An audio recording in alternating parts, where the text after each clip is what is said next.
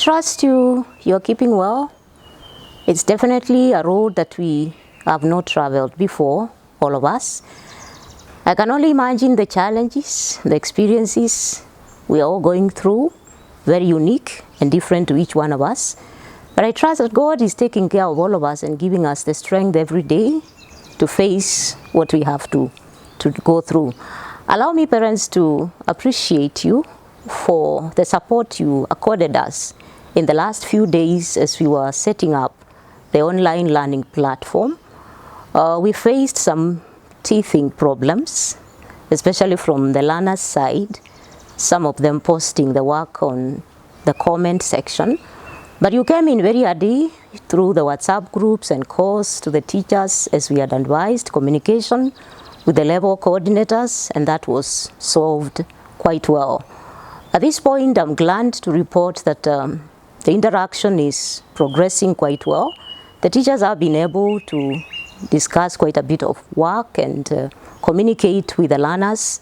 And most of the girls are online every now and then, receiving work from the teachers and passing back the feedback as required.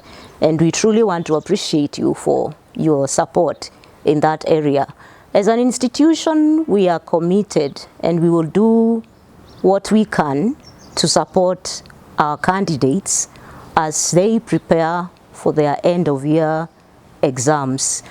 And in this line, in the coming few days, we will be communicating to them on some exams that we'll be doing. This will be administered through the same platform.